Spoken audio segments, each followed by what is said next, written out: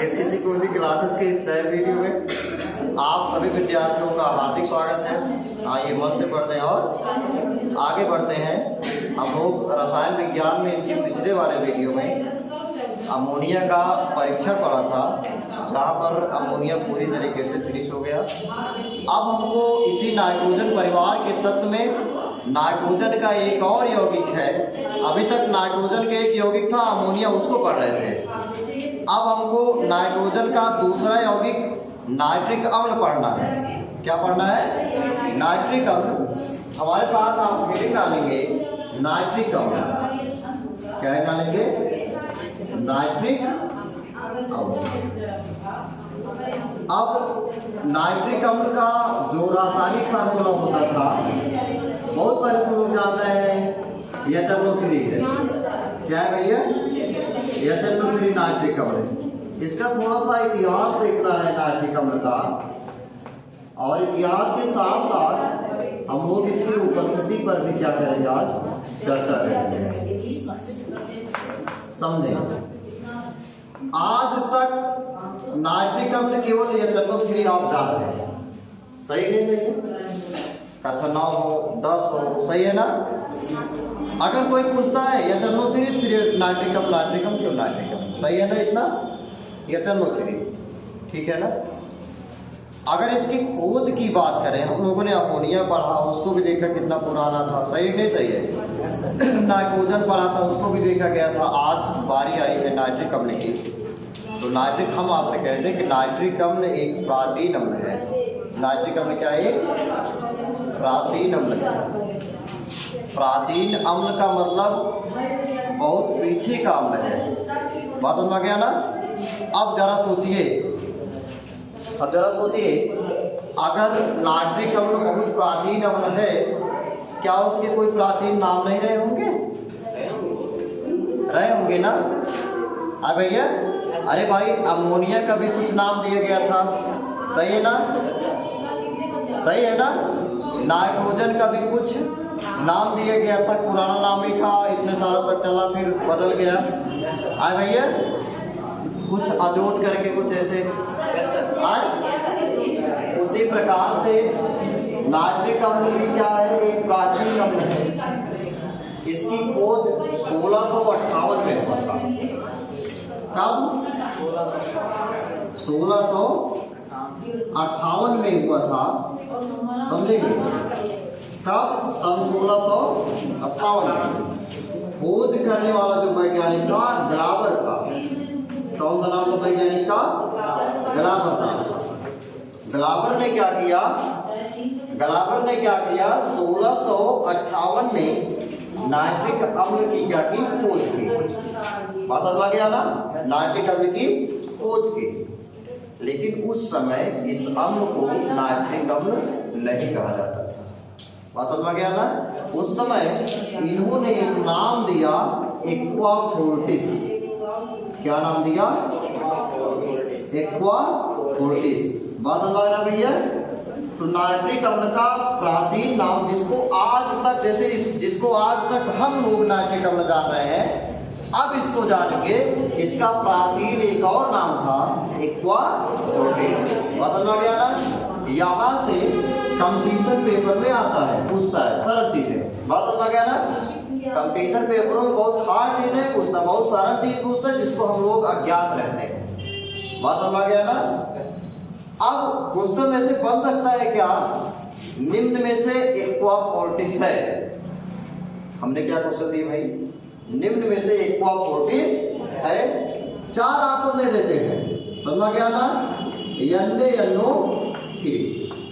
दूसरा दे देते हैं क्या? KNO3। समझ में गया ना? तीसरा दे देते हैं HNO3। एक कोई ऑप्शन बनाते हैं। समझ में गया है ना? फ्री नहीं, इस प्रकार से बनाते हैं। एक ऑप्शन हम लोग ऐसे उल्टा पुल्टा कुछ बना दिया। समझ रहे हैं ना? ठीक है ना? ऐसे उल्टा निरर्थक कोई बना दिया, ऐसे लिख दिया, कोई वाले से कुछ नहीं करना है। दे देता निम्न में से एक्वा फोर्टिस है। आप अभी तक से हैं ये तो सोडियम नाइट्रेट हमने पढ़ा है, यस सर। ये तो पोटेशियम नाइट्रेट पढ़ा है, यस सर। सही है ना। ये तो क्या पढ़े हैं हम लोग, ये तो नाइट्रिक, ये तो पक्कन हो गए, ये तो पक्कन हो गए। ये कुछ लागत बा, ये नया पेज है, लगा हुआ है पर लगा हुआ लगा दिए सब है ना, गलत बेकार क्या था, सब आ गया ना। तब जब क्यों बताया अभी होरी आज तक हम तो ये चंदू थ्री जानत रहे, एक आज तक जानते ही ना रहे, का एक फोर्टिस बोलते हैं, समझ गया ना। तो मैं अपने इस वीडियो के माध्यम से कहना चाहता हूँ इसका प्राचीन नाम क्या है, एक्वा फोर्टिस है, समझ गया ना। नाइट्रिक अम्ल का प्राचीन नाम क्या है, एक्वा फोर्टिस, इसको एक्वा फोर्टिस के नाम से जानते थे, समझ गया ना।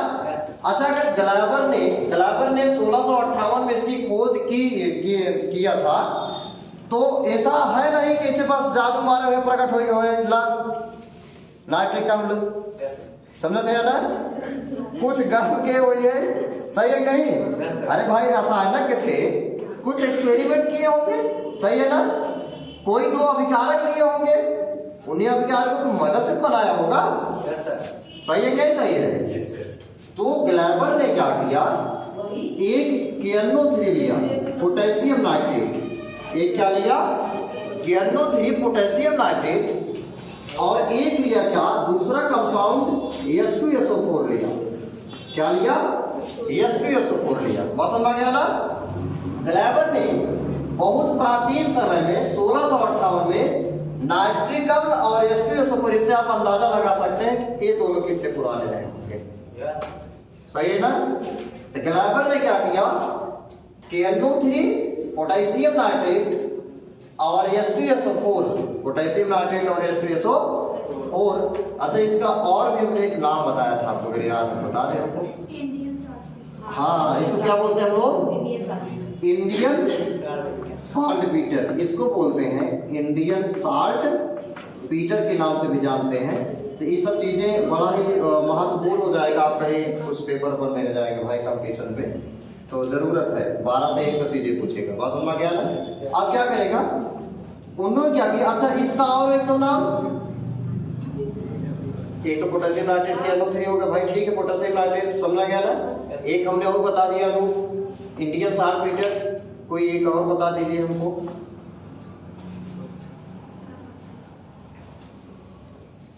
कौन बनेगा करोड़पति भैया, कोई और बताएगा हमको। चलिए जवाब चाहता हूँ, क्या जवाब चाहता हूँ, बताइए भाई अनु, कुछ और एक नाम आओगे ए भाई, और बताओ। लेकिन इसको सोरा भी बोलते हैं,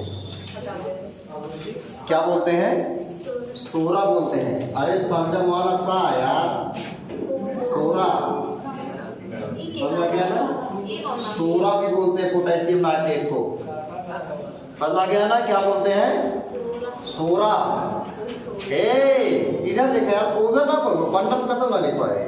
पोटेशियम नाइट्रेट को क्या, सोरा भी बोलते हैं। इसी कारण से, इसको मैं इसलिए बता रहा हूँ, कुछ बताने वाला हूँ, इसी कारण से पोटेशियम नाइट्रेट को सोरे का अम्ल भी कहा जाता है। क्या कहा जाता है, सोरे का अम्ल भी कहा जाता है, बात समझ गया ना। तो बहुत ही महत्वपूर्ण है, इसको एक्वा फोर्टिस के अलावा हम लोग क्या कहेंगे, सोरे का अम्ल, हो गया ना। अब कहीं कंपटीशन पेपर में, बात समझ गया ना, सेम ऑप्शन दे देता है, समझ गया ना। एक क्वेश्चन दे दिया, निम्न में से एक्वा फोर्टिस है, ये तो पक्का रहेगा, ठीक है ना। फिर सेम ऑप्शन वो दोहरा देता है, निम्न में से सोरे का अम्ल है, बात समझ गया ना। तब जिक्र ना मत रहे तो भाई तब उल्टा पुल्टा हो ही रहा है, तब एक नंबर ये इन दोनों कौन सोचे, समझ रहे हैं, समझ रहे ना। इनके स्थान में और कोई भी आसन दे सकते हो लोग, मजेदार आसन बनाते हैं भाई, बात समझ गया ना। तो दूसरा लगा देंगे, इसको तो कतई नहीं लगाएंगे, बात समझ गया। इसको हमको जानते हैं पोटेशियम नाइट्रेट, नाइट्रिक अम्ल है, बात समझ गया ना। तो सोरेक अम्ल है तब भी आप क्या दोनों में ऑप्शन सेम ही रखेंगे। बात समझ में गया ना? नाइट्रिक अम्ल, बात समझ में गया ना? ये तो था नाइट्रिक अम्ल के इतिहास से संबंधित कुछ रोचक तथ्य थे, कुछ रोचक जानकारियां थी जो हमारे नॉलेज से बहुत दूर था, आज जिसको हमने पढ़ा। बात समझ में गया ना कि नाइट्रिक अम्ल या NH3 को, नाइट्रिक अम्ल या NH3 को 1658 में ग्लावर ने क्या किया, पोटेशियम नाइट्रेट जिसे सोरा कहते हैं, बात समझ में गया ना, और H2SO4 के मिश्रण से क्या करे, गर्म करके बनाया। बात समझ में गया ना? इस कारण से इसको सोरे का क्या बोलते हैं, अम्ल भी बोलते हैं। बात समझ में गया ना? हालांकि नाम क्या दिया गया था, एक्वा फोर्टिस, तो इसका प्राचीन नाम क्या है, एक्वा फोर्टिस है। बात समझ में गया? इतना ये तो इतिहास हो गया। बात करते हैं थोड़ी सी उपस्थिति की, किसकी बात करते हैं, उपस्थिति की। बात समझ में गया ना? नाइट्रिक अम्ल कहाँ पाया जा सकता है, बात समझ में गया ना भैया? क्या किराना दुकान में मिले हो नाइट्रिक अम्ल?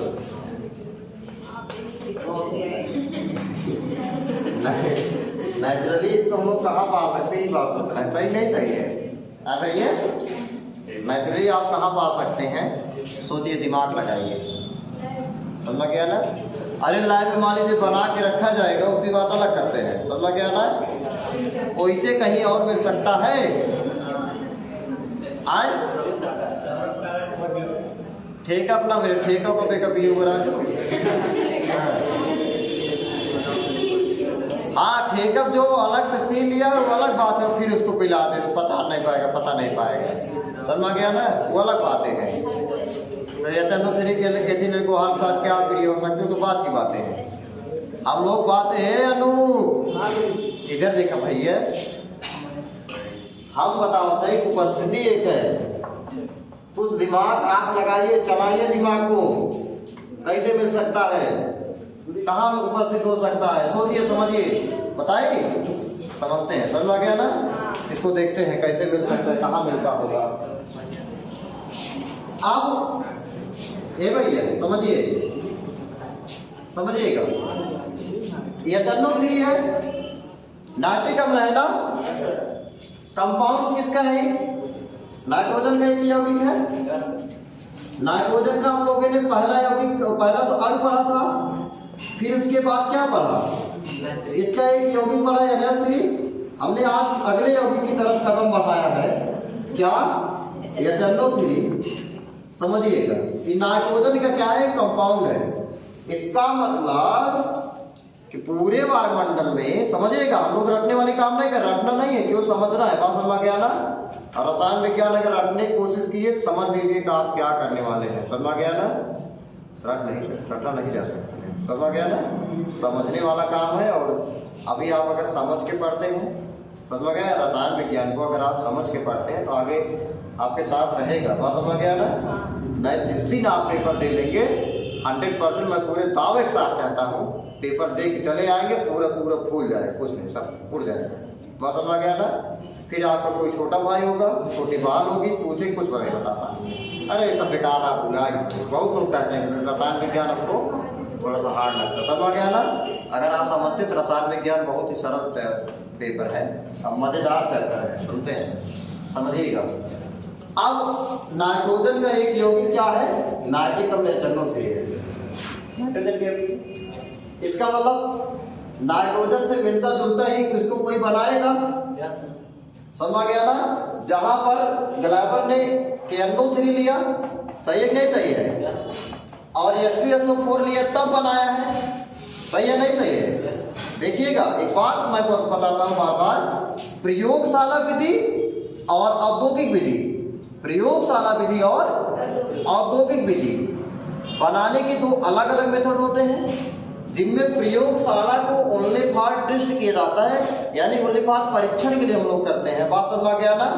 ये परीक्षण के लिए है और ये अल्प मात्रा में बनाए जाएंगे, बात समझ, इनमें लागत ज्यादा आएगी, बात समझ गया ना? ज्यादा समय में थोड़ा सा बनेगा, ये प्रयोगशाला की तरफ जाने वाला है, किधर जाएगा, प्रयोगशाला में।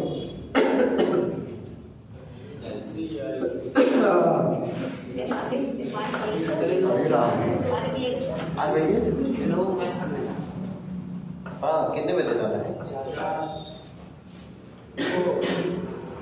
2 मिनट रुकते हैं। समझिएगा, नाइट्रिक अम्ल ना। ये प्रयोगशाला की तरफ जाएगा, हम लोग उपस्थिति पढ़ने वाले हैं, वो जाएगा औद्योगिक विधि की तरफ। बात समझ में गया ना। अब नाइट्रोजन पूरे वायुमंडल में 78% है। कितना परसेंट है? 78% है। हमने कहा था कि नाइट्रोजन ऑक्सीजन के साथ नाइट्रिक ऑक्साइड बनाएगा कि नहीं बनाएगा? नाइट्रिक ऑक्साइड क्या करेगा? बनाएगा ना। नाइट्रिक ऑक्साइड बनाता है, समझ गया। नाइट्रोजन क्या बनाएगा? नाइट्रिक ऑक्साइड बनाएगा। वो यनो तो क्या होगा? यनो। और यनो तो इस प्रकार से होगा। तो अगर नाइट्रोजन डाइऑक्साइड ले लेते हैं, नाइट्रोजन क्या ले लेते हैं? डाइऑक्साइड। जैसे हम लोग जल मिलाएंगे, क्या मिलाएंगे? जल मिलाएंगे, इसमें तुरंत नाइट्रिक अम्ल का क्या होगा? निर्माण होगा या NO3। हालांकि इस रिएक्शन को बैलेंस करना है आपको, बहुत समझ में गया ना। यानी जब नाइट्रोजन का ऑक्साइड होगा और उसमें जल मिलाएंगे तो क्या बनेगा? नाइट्रिक अम्ल मिलेगा। और उसके साथ साथ नाइट्रोजन डाइऑक्साइड और जल का मिश्रण क्या बनाता है? नाइट्रिक अम्ल। और कुछ मात्रा में नाइट्रिक ऑक्साइड में क्या हो जाते हैं? अपचयित हो जाते हैं। बात समझ में गया ना। ये रिएक्शन केवल हमको बैलेंस करना है, आप समझेंगे। वायुमंडल में नाइट्रोजन 78% है, ऑक्सीजन के साथ कन्वर्ट होता है अपने ऑक्साइड में। बात समझ में गया ना। जैसे ही वर्षा होती है, जैसे क्या होती है? वर्षा होती है, वो जल जैसे ही नाइट्रोजन डाइऑक्साइड से मिलेगा, कन्वर्ट किसमें हो जाएगा? NO3 में। समझ रहे हैं ना, नाइट्रिक अम्ल में। बात समझ में गया ना कि नाइट्रिक अम्ल में क्या हो जाएगा? कन्वर्ट हो जाएगा। कुछ क्या होंगे? नाइट्रिक ऑक्साइड में क्या हो जाएंगे? अपचयित हो जाएंगे। इसका मतलब है नाइट्रिक अम्ल जो होता है वर्षा के जल में क्या होता है? पाया जाता है। नाइट्रिक अम्ल वर्षा के जल में पाया जाता है, लेकिन उतनी ज्यादा मात्रा में नहीं पाया जाएगा, अल्प मात्रा में पाया जाएगा। क्यों? इसका रीजन ये है कि नाइट्रोजन क्या है? एक निष्क्रिय गैस है। समझ में गया ना। ज्यादा रिएक्टिव गैस नहीं है। जितनी मात्रा में वो अपना ऑक्साइड बनाएगा, उसी मात्रा में क्या होगा? वर्षा की बूंद में क्या पाया जाएगा? नाइट्रोजन पाया जाएगा। समझ में गया ना। लेकिन वर्षा के बूंद में अल्प मात्रा में नाइट्रिक अम्ल उपस्थित होता है, लेकिन समझे किस वर्षा के बूंद में? समझ में गया ना। अभी क्या है, जब तक फरवरी, मार्च, अप्रैल इस सब के महीने चलते हैं, तब तक बारिश नहीं होती है। बात समझ में गया ना। तब तक बारिश नहीं होती, केवल ऊष्मा का मान क्या होता है? बढ़ता रहता है। नाइट्रोजन की केवल ऑक्साइड होते हैं। समझ में गया ना। जब पहली बारिश होती है, तो आपके घर के आपके मम्मी पापा या बड़े बुजुर्ग जो रसायन विज्ञान नहीं पढ़े हैं, वो भी इसके नियम का पालन करते हैं। आपको बाहर जब पहली वर्षा होती है, कहते हैं बाहर मत जाओ, कहते ना, बाहरी जिन जा, बुखार हो जाए, चलो जा। कहाँ जाता है? भीजा आएगा तो भीजा, समझ गया ना। जब पर्वत तब बता सकता हूँ, कहते ना कहते, क्योंकि उनमें इस प्रकार से क्या है? इस प्रकार से खतरनाक अम्ल पाए जाते हैं। पीती उती उछरी जाते हो, ऐसे खुजली हो तो ज्यादा कितना हुए जब मन बीत जाए। समझते हैं ना। दाद खाद खबर अधिकार है। समझ गया ना। यही रीजन है। बात समझ गया ना। ये था उपस्थिति। इसके अलावा संयुक्त अवस्था में अपने कई कंपाउंड में पाया जाएगा, जैसे NO3 हो गया। समझ गया ना। सोडियम नाइट्रेट हो गया। बात समझ गए भैया। इस प्रकार से पाया जाता है। इस वीडियो को यहीं पर एंड करते हैं। अगर वीडियो आपको पसंद आए तो इसको क्या करेंगे? आप लाइक करेंगे, कमेंट करेंगे और चैनल सब्सक्राइब करेंगे। मिलते हैं अगले वीडियो में। धन्यवाद।